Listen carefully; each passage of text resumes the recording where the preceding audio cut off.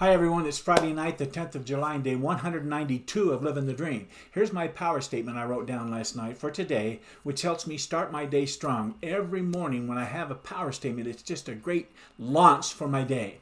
Here's my power statement. I will continue working on my taxes and try to get them done as soon as I possibly can, period. So let me show you my to-do list right here.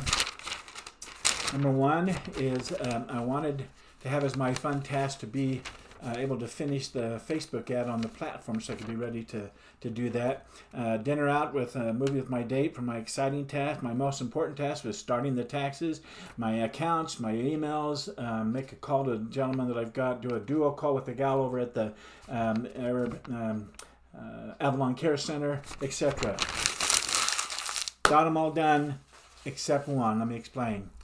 As I said, I wanted my fun task to be that I finished setting up the Facebook ad so that I could run the ad and get my 10 participants for my Facebook focus group ad. But at about 7:45 this morning, I received a call from my son, Zed, who called me from Park City, which is about 45 minutes to an hour away. He was calling for help because his car broke down, and so I went to Park City to help him. And to keep the story short and sweet, I didn't get back home until just a little after 5 p.m. early this evening. My exciting task was going to be getting dinner and watching a fun movie with my wife, Kathleen. And so being able to get home by 5:15 or so, I was still able to go get dinner and enjoy the evening with Kathleen. So it wasn't a total loss of a day, and really it wasn't a loss at all because I was able to help my son get back on the road again and get on and doing things and just had to push my taxes off till tomorrow, which is Saturday, and so all in all it was a good day. Like I said, getting my taxes done was my number one most important task that I wanted to do today, but that didn't happen, and that's okay. Corey said, get honest with yourself. What didn't go well today? Well, that didn't go well today. What could I have done better? Did you wake up early and start strong? I did. Did you start your morning with power? I did. Did you have a productive day? I helped my son. None of my goals came through that except time and being present with Kathleen and that kind of thing. But as far as pieces through the portal of my mind into the world of the physical, that had to be set aside till tomorrow. Did you move your goals forward? No. What about, relationships? That was one of my goals, having those kind of things happen. That was a nice full day with my son.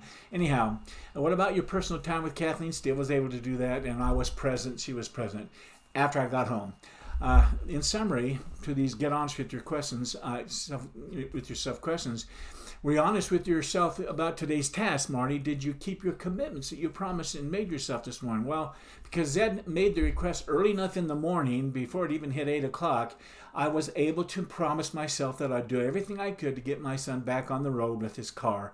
And sure enough, we finally finished that goal about 4:10 this afternoon, and it took me an hour to drive home. So yes, I kept my promise that I made to myself this morning. It was different than what I had thought, but that's how the day panned out. The next question is, what movies did you watch in your mind today, Marty? Did you make time for them?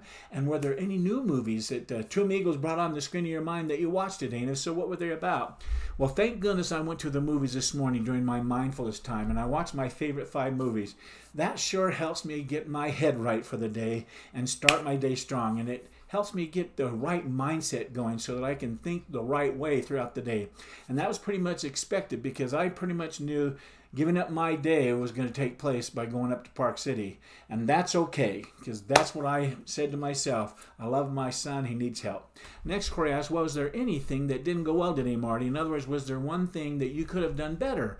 And what was that one thing that would make all the difference going forward? Well, the day was a comedy of errors and struggles, actually, as we worked on Zed's car to try to get running. So with each step, we made a little progress, and then a step back, and we jumped him, and he went a block, and then it died. It was crazy. But I really don't feel like I made any mistake today. It just took the full day of starting and stopping and fixing and breaking down and then finally getting to where we were able to get that alternator transferred out and it was working. It was drivable. In reflecting on the day, here's what I typed out for my power statement for tomorrow morning. I will set what happened today aside and will make tomorrow a day of working on my taxes to get them done as quickly as possible, and then start bringing new pieces through the portal of my mind into the world of the physical. Well, Croy's next question says, were there any mistakes or failures that I made or had today? And if so, can I turn them into a tool of success? Because of the kind of record keeping I've been doing for 14 years now that I've put in place, I'm not experiencing any of these past mistakes that I made in the past. So it's looking pretty smooth sailing so far in doing my taxes. So no, I didn't have a tool of success I could turn except the ones I'd already put into place. The next thing Croy asked is, what was your biggest success today, Marty? In other words, what did you do well today? Well, my biggest success today, I think, was making the decision to go ahead and go up to Park City and help my son to get his car up and running, him back on the road. I knew that by going to help him, I was going to lose my day. But it was the right thing to do, wasn't it?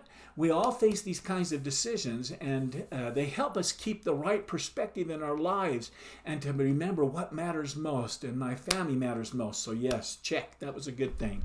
The next step of my end of the day success routine is to rate my day's effort. Well, so I gave today a 10, and I gave a 10 because I didn't work at the speed of 10 today on my to-do list goals or my dreams that way, but I did work the entire day helping Zed nonstop from 9 when I got there until I got home at 5. So I want to end my day strong. Here's what I'm grateful for today. I'm grateful that all my children know that they can call me at any time of the day and ask for help. They trust me, and they know that I love them unconditionally, no matter what. And that's everything to me. I love that. Next, I'm grateful for the law of agency. The law of agency says that we have the capacity to choose for ourselves. For example, if you have been attending the School of Hard Knocks up to now, I have great news for you. You can transfer out of that school and start attending the University of Success. When you do, your life will change for the better. Og Mandino, a success expert, says, forget yesterday and last month and last year for that matter, with their gloomy diary of failures and disappointments. All that is in the past. This is the day you were beginning to believe would never arrive, and yet it's here right now. Accept it. This is the day you begin to turn your life around. This is the day you commence learning the greatest secrets of success from experts, and more importantly, how to use that information that you learn so you can make a better world, a better life for yourself and for those you love. End quote. This is his book, The University of Success, and he gathers a lot of wonderful things and individuals' quotes together. Next, I'm grateful for Henry David Thoreau, who said, it is time that we had uncommon schools, that we did not leave off our education when we begin to be men and women. In other words, we shouldn't stop learning once we get out of school. We should be learning our entire lives. In fact, it's the education we should continue to have, and that's learning about success. As you experience Living the Dream coaching, which I'm building and doing and going to be launching here shortly, you will enter an uncommon school, one designed to provide you with valuable information that will fill a large gap in your life, and your instructions are, without question, the greatest faculty ever assembled to teach the subject of success and how to achieve it.